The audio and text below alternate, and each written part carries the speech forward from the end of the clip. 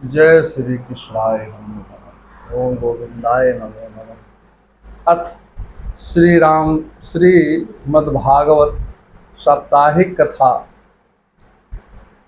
के अष्टम स्कंध का 10वां अध्याय। 10वें अध्याय में देवताओं द्वारा दधीचि ऋषि की अस्थियों से वज्र का निर्माण तथा इंद्र का वृत्तासुर से युद्ध। इंद्रमेव समादिश्यं भगवान् विश्वभावना पश्यातं मणिमेषणां तदेवार्थते हरि। सुखदेव जी कहते हैं, परीक्षित विश्व के जीवन दाता भगवान श्री हरि इंद्र को ऐसा उपदेश देकर अंतर्ध्यान हो गए। देवताओं ने अथर्ववेदी दधीचि ऋषि के पास जा कर के उनके शरीर की याचना की।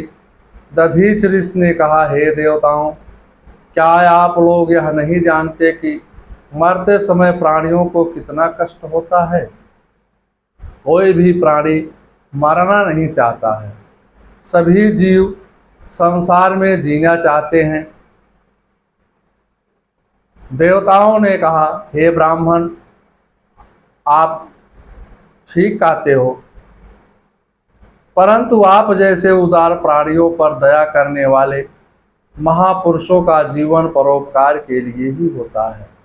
परोपकारम सदा विभूतया, जैसे उद्धार बुद्धि वाले परोपकारी नहीं हैं, महापुरुष को कोई वस्तु अदेय नहीं है। अर्थात उदार बुद्धि वाले परोपकारी महापुरुष को कोई वस्तु अदेय नहीं है। परहित सरिस धर्म नहीं भाई।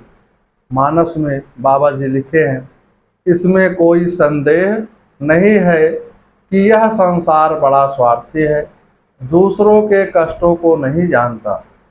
वह स्वार्थ में सब कुछ भूल जाता है।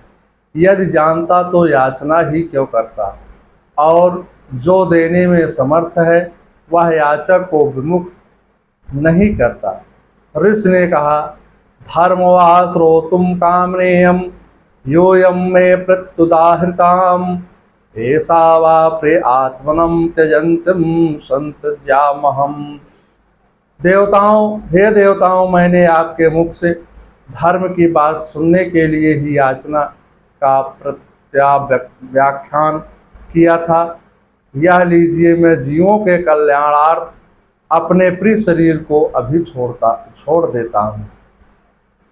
एवं कृतव्यवस्थितो दंघंगा दांगवर्णस्तुनम परे भगवतीम ब्रह्मात्मम संचाजहो। हे राजन, महर्षि दधीचि ने ऐसा निश्चय कर अपने को परब्रह्मा में लीन करके अपना स्थूल शरीर त्याग दिया। इसके बाद विश्वकर्मा ने दधीचि की हड्डियों से वज्र बनाकर इंद्र को दिया। भगवान ने अपने दिव्य तेज से उसमें समाहित कर दिया। इंद्र ऐरावत हाथी पर सवार होकर देवताओं के साथ लेकर के वृत्तासुर युद्ध करने लगा। व्यवस्थित मंत्र के चतुर्युग त्रेता युग के प्रारंभ में भयंकर देवासुर संग्राम होने लगा। दोनों ओर से अस्त्र शस्त्रों से प्रहार होने लगे। देवताओं ने असुरों के सब शस्त्र काट दिए। देवताओं की सेना डर के माने भागने लगी। यह दृश्य देखकर वृत्तासुर हंसकर अपने सैनिकों से वीरवाणी में कहने लगा, अरे दैत्यों, कायर की तरह क्यों भाग रहे हो? एक दिन तो मृत्यु आएगी, इसलिए साहसी होकर युद्ध भूमि में डटे रहो। पीठ दिखाकर युद्ध से भागने वाला क्षत्रिय ब्रह्मघाती होता है, इसलिए युद्ध भूमि से भागना वीरोचित धर्म नहीं है। इसलिए युद्ध भूमि में डटे रहो और शत्रुओं का सामना करो। वृत्तासुर शब्द का दार्शनिक भाव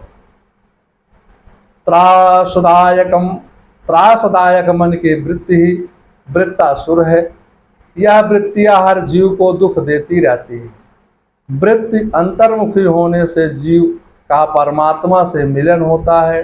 वृत्ति की बहिर्मुखता मनुष्यों को ही नहीं देवताओं को भी त्रास कर लेती है।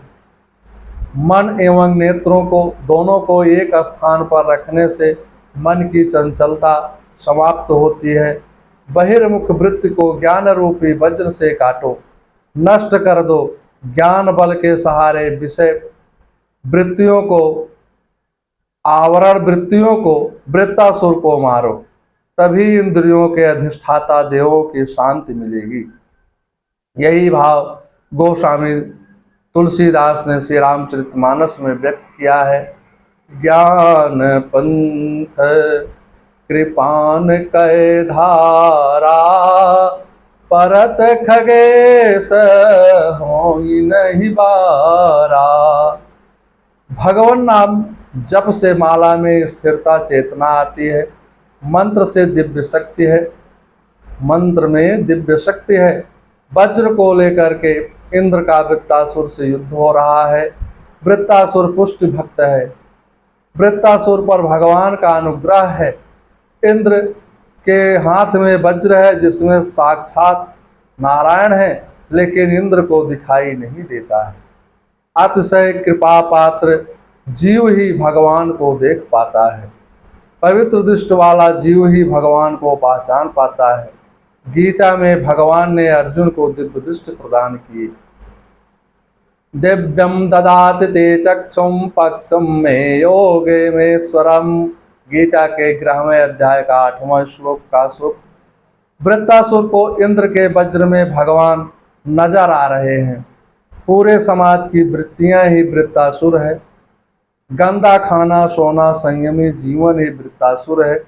भगवान दुष्टों का वध कर सकते हैं, सुधार नहीं सकते हैं। संत ही सुधारते हैं। इंद्र का वज्र एक तपस्वी संत की हड्डियों से बना है, अतः वज्र में साक्षात ईश्वर का वास है। वज्र के दर्शन करके वृत्तासुर की बुद्धि सुधर गई। बिना दृढ़ भक्ति के भगवत कृपा का अनुभव नहीं होता है। बाबा जी श्री रामचरितमानस में लिखते हैं, विमल ज्ञान जल जब जो नहाई, तब रह राम भगत उर छाये। श्रीमद् भागवत साप्ताहिक कथा के षष्ठम स्कंद का 10वां अध्याय यहाँ पर समाप्त होता है। अथ एकादशो अध्याय, 11वां अध्याय, जिसमें देवासुर संग्राम में वृत्तासुर की भागवत निष्ठा। सुखदेव जी कहते हैं, तमेव संसतो धर्मम वचा प्रत्युर्चेतसा, नैवा गृहान भय त्रातम पलायन परानिपम। हे राजन, युद्ध भूमि में अपने सैनिकों को वृत्तासुर से रोकना चाहा, परंतु वह डर के कारण भागने लगे। तब वृत्तासुर ने देवताओं को ललकारते हुए कहा, अरे क्षुद्र देवताओं, रणभूमि में पीठ दिखाने वाले असुरों पर पीछे से प्रहार करने से क्या लाभ है? यदि तुम में बल है तो तुम मारो, मेरे सामने आओ, तुम मेरे सामने आओ। इस प्रकार कहकर वृत्तासुर ने भयंकर गर्जना की, जिसको सुनकर हजारों देवता मूर्छित होकर गिर पड़े। वृत्तासुर ने त्रिशूल लेकर देवताओं को पैरों से रौंदा। यह देखकर इंद्र ने गदा प्रहार किया। वृत्तासुर ने बाएं हाथ से गदा पकड़कर ऐरावत हाथी पर प्रहार किया, जिसके कारण हाथ से मूर्छित होकर के गिर पड़ा। वह पीछे हट गया। इंद्र ने हाथी को स्वस्थ कर दिया। तदंतर वृत्तासुर ने कहा, इंद्र तो ब्रह्म हत्यारा तथा गुरुद्रोही है। तूने मेरे भाई विश्वरूप का सिर काट डाला है। मैं अपने भाई का बदला चुकाऊंगा। वृत्तासुर इंद्र से कहता है, अरे इंद्र, तू मुझ पर वज्र से शीघ्र प्रहार कर। तुम्हारी उपेक्षा मुझ पर भगवान की असीम कृपा है। नवेशाम वज्रस्तम सक्रम तेजसा, हरे दधीच ते प्राशम चा तेजिता। तेनेव शत्रुजहि विष्णो यंत्रो यतिहारि विजयम श्री गुणायस्तात्।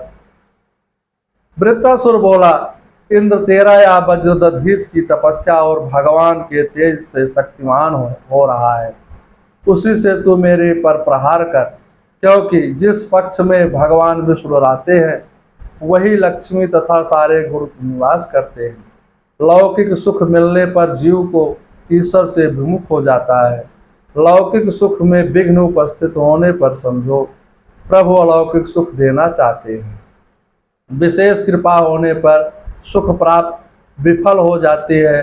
वृत्तासुर बोला, इंद्र तुम्हें स्वर्ग मिलने पर तुम्हारा पतन होगा। मैं सीधा प्रभु धाम में जाऊंगा। मैं भगवान से प्रार्थना करता हूँ कि भगवान का दासानुदास बना रहूं। मेरा मन वाणी सदा उनका चिंतन, उन्हीं का कीर्तन करती रहे।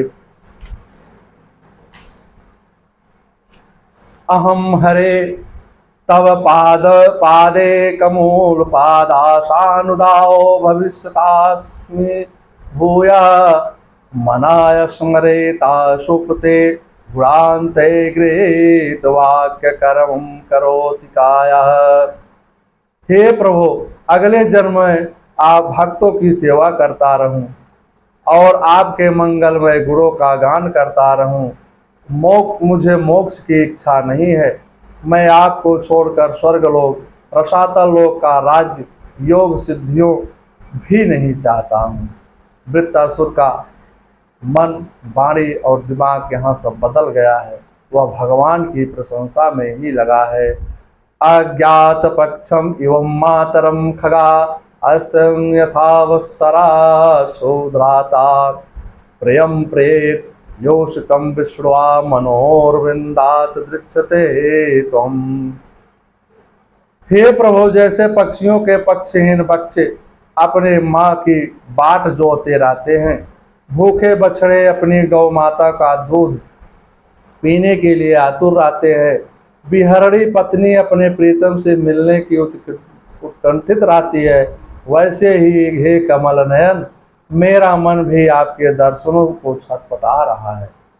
वैराग्य के बिना भक्ति दृढ़ नहीं होती है।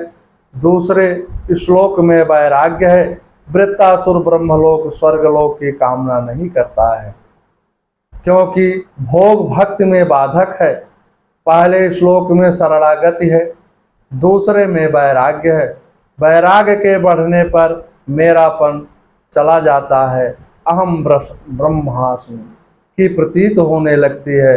वैराग्य बिना शरणागत दृढ़ नहीं होती है। एक श्लोक में दर्शन के हेतु आतुरता व्यक्त की गई है। जीव अपना प्रेम स्त्री पुत्राद को देता है, भगवान को नहीं देता है।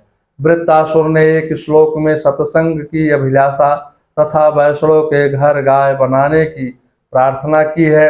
वृत्तासुर की दीनता पूर्वक करुणमयी भगवान के प्रति अन्यता भरे अस्तु सुनकर इंद्र का इंद्रासन भी डोलने लगा है। भक्त भगवान को परतंत्र बनाती है। भगवान मुक्ति और भक्ति दोनों देते हैं। भक्त से भक्त सेवक बनाता है। भक्ति स्वतंत्र परमात्मा को प्रेम बंधन में बांधती है। भक्त्यम त्वनन्या शक्यम अहमेव विदो अर्जुनम ज्ञातुम द्रष्टुम च तत्वेन प्रवेष्टुम च परंतप। भगवान गीता में कहते हैं, हे अर्जुन, मैं केवल अन्य भक्त से ही तत्व से जानने में और साकार रूप से देखने में प्रवेश प्राप्त करने में शक्य हूँ। इसी भाव को गोस्वामी तुलसीदास जी लिखते हैं, भक्ति स्वतंत्र सकल सुख काम खानी बिनु सत्संग न पावहि प्राणी। इसी के साथ श्रीमद् भागवत साप्ताहिक कथा के षष्ठम स्कंद का 11 माने 11वां अध्याय समाप्त होता है। मंगलम भगवान विष्णु मंगलम गरुड़ाध्वजा मंगलम पुंडरीकाक्षाय मंगलाय तनो हरि।